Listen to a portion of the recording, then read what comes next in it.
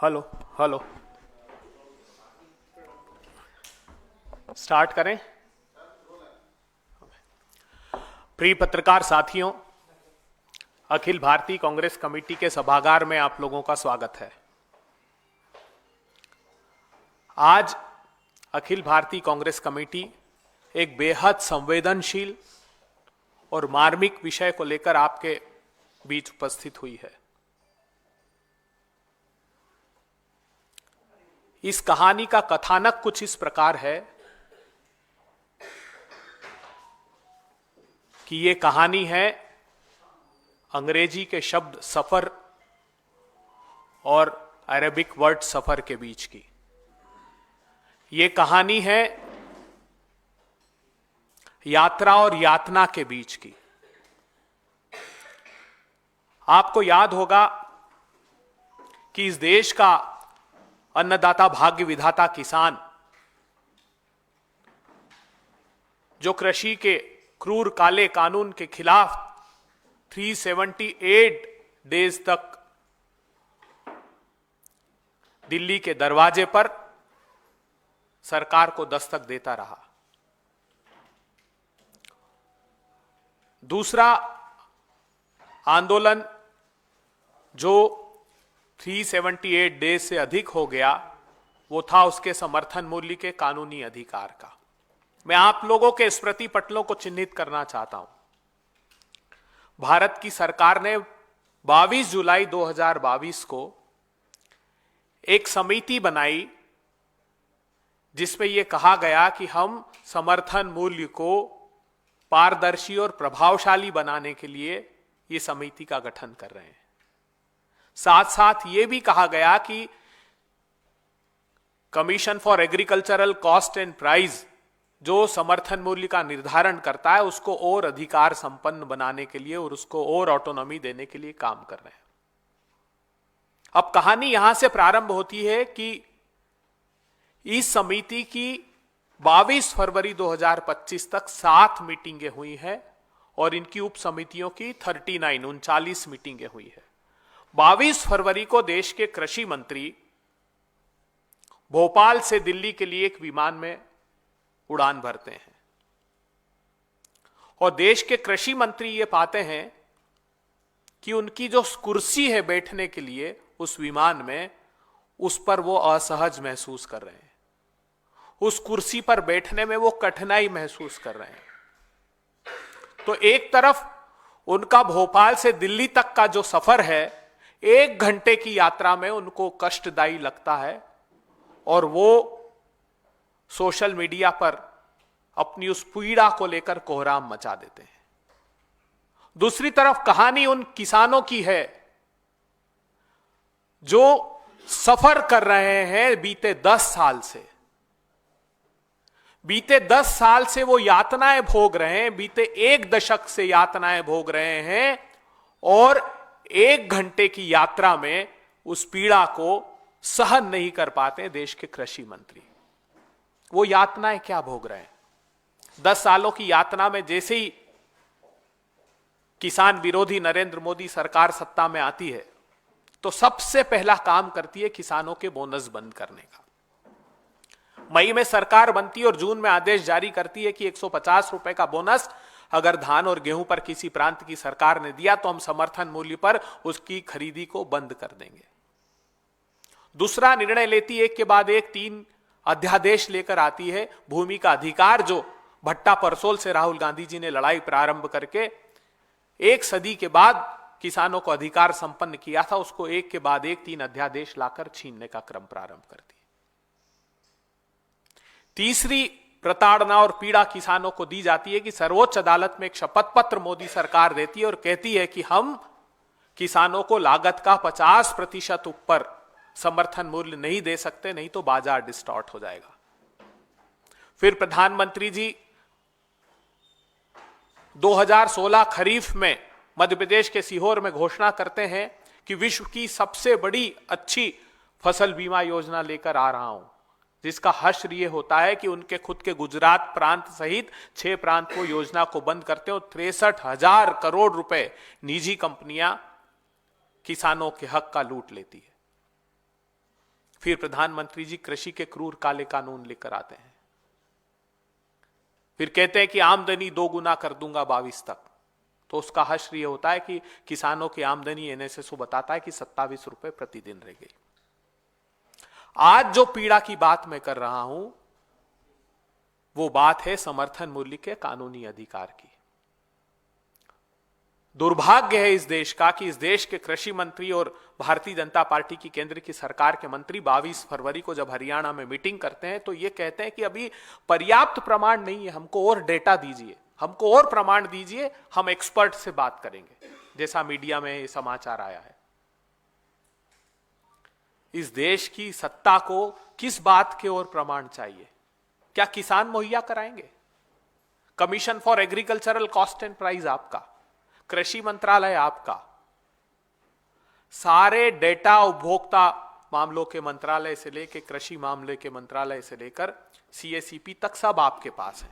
तो कांग्रेस पार्टी ने निर्णय लिया कि जो प्रतिबद्धता राहुल गांधी जी ने प्रदर्शित की थी कि इसी सरकार में हम समर्थन मूल्य का कानूनी अधिकार दिलाकर रहेंगे, तो हम भारत की सरकार को उन्हीं के पास जो विद्यमान है वो प्रमाण आज उनके सम्मुख प्रस्तुत करते हैं। पहला बड़ा प्रमाण, कृषि मंत्री जी, कम से कम अच्छा होता कि आप parliamentary standing committee on agriculture की जो अभी दिसंबर 2024 में 17 दिसंबर 2024 को रिपोर्ट सदन में रखी गई उसको देख लेते। अच्छा होता कि 13 नवंबर की जो मीटिंग की थी उस कमेटी ने उसका सार पढ़ लेते। उस मीटिंग, उस parliamentary standing committee on agriculture ने साफ अपनी रिपोर्ट में लिख दिया है कि किसानों को लीगल गारंटी दिए बिना उनकी आमदनी का समाधान नहीं हो सकता। इतना ही नहीं, उस कमेटी ने यह भी कहा कि आप जो फसलें खरीदते हो, वैसे तो 22 फसलों पर आप घोषित करते हो कि हम 22 फसलों का प्रोक्योरमेंट करते हैं, समर्थन मूल्य देते हैं, लेकिन 0.05% उस 100% में से फसलें खरीदते हैं। उन्होंने कई सारे उदाहरण दिए। मैं आपको 2023-24 का एक उदाहरण देना चाहता हूं। गेहूं का उत्पादन हुआ 1129 लाख टन, देश की सरकार ने खरीदा 23.2%, अर्थात 262 लाख टन। जौ का उत्पादन हुआ 16.53 लाख टन, मोदी सरकार ने खरीदा 0। चने का उत्पादन हुआ 115 लाख टन, मोदी सरकार ने 0.43 लाख टन अर्थात 0.37% खरीदा। मसूर 17.54 लाख टन, एमएसपी पर फसल खरीदी गई 2.47 लाख टन अर्थात 14.08%। सरसों 131 लाख टन का उत्पादन हुआ, मोदी सरकार ने खरीदी 12 लाख टन अर्थात 9%।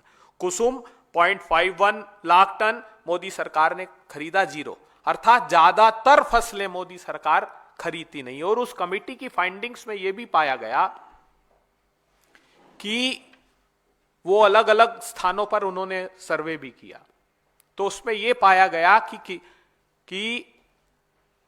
अलग अलग प्रांतों में लागत मूल्य अलग अलग है।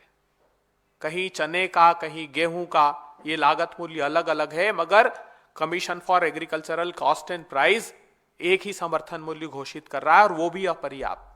और ये बात सिर्फ कमेटी नहीं कह रही, ये बात खुद सीएसीपी भी मानता है। उदाहरण के तौर पर महाराष्ट्र में जैसे 2425 रुपए गेहूं का समर्थन मूल्य है, भारतीय जनता पार्टी के महाराष्ट्र प्रांत ने कहा कि हमारे यहां लागत इतनी है कि हमको 4461 रुपए समर्थन मूल्य गेहूं का दीजिए। झारखंड ने मांगा 2855 रुपए और मोदी जी आपके स्वयं के प्रांत गुजरात ने मांगा 4050 रुपए। इसी प्रकार चने का 7119 रुपए महाराष्ट्र ने मांगा, आंध्र प्रदेश ने 8341 रुपए मांगा, आपके प्रांत गुजरात ने 7050 रुपए मांगा। इसका आशय यह है कि आपकी प्रांत की सरकारों का भी आप दमन कर रहे हैं। अगर वो कह रही है कि हमारे यहां लागत अधिक है और समर्थन मूल्य पर्याप्त घोषित नहीं किया जाता, तब भी मोदी सरकार उसका संज्ञान लेने को तैयार नहीं है। इतना ही नहीं, जो कुठाराघात किसानों के साथ मोदी सरकार एक तरह से और कर रही है। आप देखते होंगे कि बड़ी बड़ी सुर्खियां की 1,34,000 करोड़ रुपए का कृषि का बजट हुआ, 1,24,000 करोड़ रुपए का मोदी सरकार ने अनाउंस किया। लेकिन उसकी सच्चाई यह है कि मोदी सरकार जो घोषित करती है बजट में वो खर्च नहीं करती। मोदी सरकार ने अब तक 1,10,000 करोड़ रुपए बीते 6 साल में सरेंडर कर दिए, खर्च नहीं किए। 1,10,000 करोड़ रुपए। इतना ही नहीं, मोदी सरकार ने लगातार जो कुल देश का बजट है उसमें एग्रीकल्चर बजट को कम करना प्रारंभ कर दिया। 20-21 में वो था 4.41%, 21-22 में 3.53%, 22-23 में 3.14%, 23-24 में 2.57% और 24-25 में 2.54%। अर्थात वर्ष दर वर्ष मोदी सरकार उस बजट में कटौती करती जा रही है। इतना ही नहीं, एक बड़ा कुठाराघात मोदी सरकार ने और किया है, वो है हमारे सब प्लान में जो हमारे दलित आदिवासी भाइयों के लिए बजट का प्रावधान किया जाता है। अलग से एक सब प्लान बनता है, हर एक मिनिस्ट्री में उन शेड्यूल कास्ट के भाइयों के लिए कितना पैसा खर्च किया जाएगा उसका एक सब प्लान अलग से बनता है। मगर दुर्भाग्यपूर्ण बात यह है कि मोदी सरकार ने 2020-21 में उस सब प्लान में 22,000 करोड़ रुपए के लगभग का बीई रखा, उसका रिवाइज एस्टिमेट उससे कम करके 19,000 करोड़ रुपए कर दिया और एक्चुअल खर्च किया 13,000 करोड़ रुपए, अर्थात 68%। 21-22 में वो खर्च किया 65%, 22-23 में वो खर्च किया 61%, 23-24 में वो खर्च किया 63%। ये बात महत्वपूर्ण इसलिए है कि ज्यादातर हमारे स्मॉल और मार्जिनल फार्मर या तो शेड्यूल कास्ट के हैं या ओबीसी के हैं। तो ये जो सब बड़ा कुठाराघात है मोदी सरकार हमारे अनुसूचित जाति के किसानों के साथ भी कर रही है। आखिरी 2 बात और महत्वपूर्ण आपसे करना चाहता हूं। भारतीय जनता पार्टी की सरकार और देश का दुर्भाग्य है कि स्वयं प्रधानमंत्री जी इतने झूठ बोलने के अभ्यस्त हैं जिसकी कल्पना नहीं की जा सकती। इस देश में सोयाबीन का उत्पादन 2 प्रमुख प्रांत करते हैं। लगभग 90% सोयाबीन महाराष्ट्र और मध्य प्रदेश में पैदा होता है, कुछ बाकी के तेलंगाना जैसे प्रांतों में भी पैदा होता है।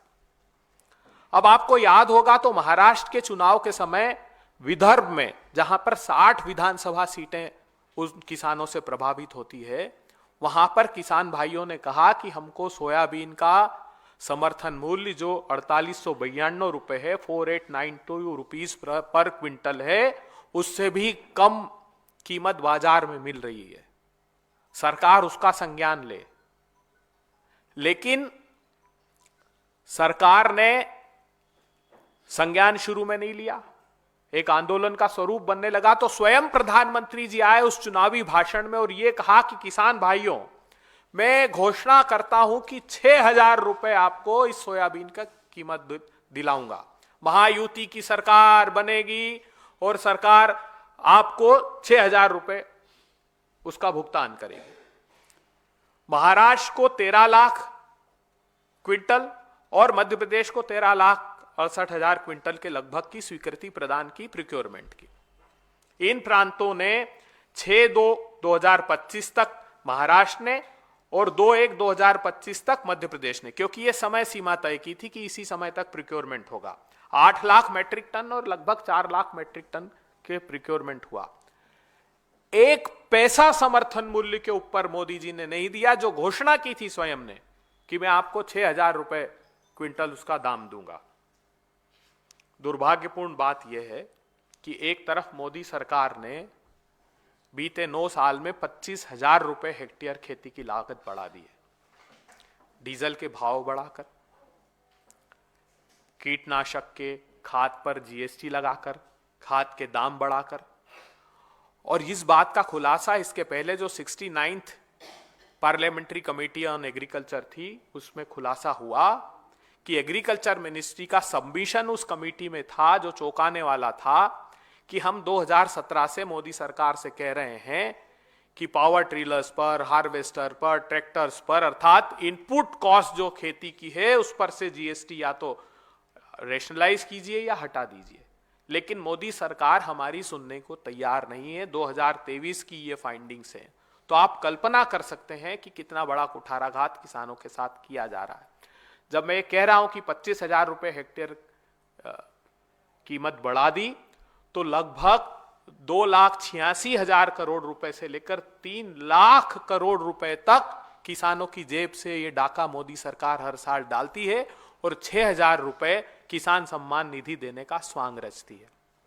हम प्रतिबद्धता प्रदर्शित करते हैं, हम लोग किसानों के साथ खड़े हैं और हम, राहुल गांधी जी ने जैसा कहा है, ये प्रमाण, विस्तृत प्रमाण केंद्रीय कृषि मंत्री को और प्रधानमंत्री जी को देंगे कि आप सिर्फ टाइम बाय मत कीजिए, आप किसानों को प्रताड़ित मत कीजिए।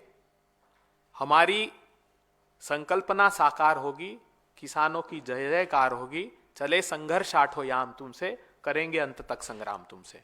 हम ये प्रतिबद्धता प्रदर्शित करते हैं कि किसानों के हक की लड़ाई हम अंतिम समय तक लड़ेंगे।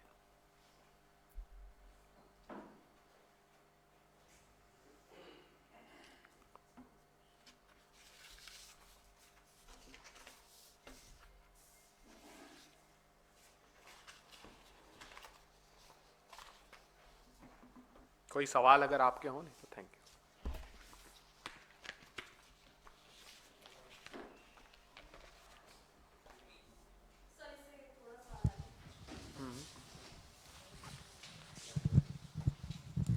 सर, कांग्रेस की तरफ से गारंटीज दी गई थी हिमाचल प्रदेश में भी, जिसमें एक 100 आश्रय योजना जो थी वो प्रॉमिस की गई थी हिमाचल प्रदेश गवर्नमेंट ने।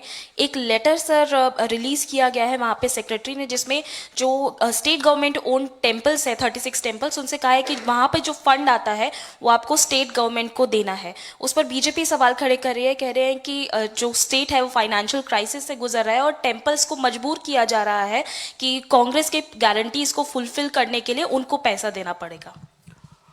हाँ, देखिए, अपने दामन की सियाही तो मिटा लें पहले हम पे इल्जाम लगाने वाले। उनके प्रांत की सरकारों में क्या कर रहे हैं? उनके प्रांत की सरकारों के जो मंदिर का पैसा है वो राज्य सरकारें यूटिलाइज करती कि नहीं करती है? हम तो हमारे, जब हम, मुझे याद है मध्य प्रदेश में हमारी सरकार थी तो हम 12,000 मंदिरों के जीर्णोद्धार का एक कानून लेकर आए थे। वो न सिर्फ राष्ट्रपति जी के यहाँ से रुकवाया, सरकार आने के बाद उसको रिवोक भी कर लिया इन लोगों ने। ब्रॉडर प्रोस्पेक्ट्स में हम जो गारंटियां देते हैं उस पर अमल करते हैं। आपको मैं एक गारंटियों को लेकर एक छोटा सा वीडियो, अन्ना जी, मैं चाहता हूं कि हमारे पत्रकार साथी देख लें कि कैसे झूठ से ये यारी रखते हैं।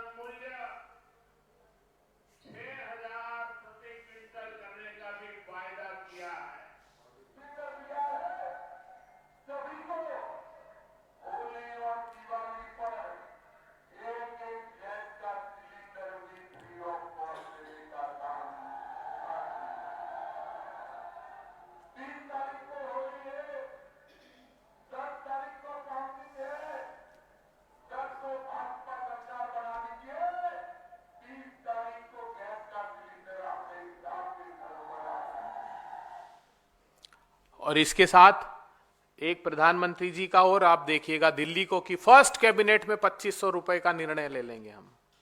तो ये झूठ बोलते हैं और आवाज भारी रखते हैं और फिर अगले झूठ की तैयारी रखते हैं।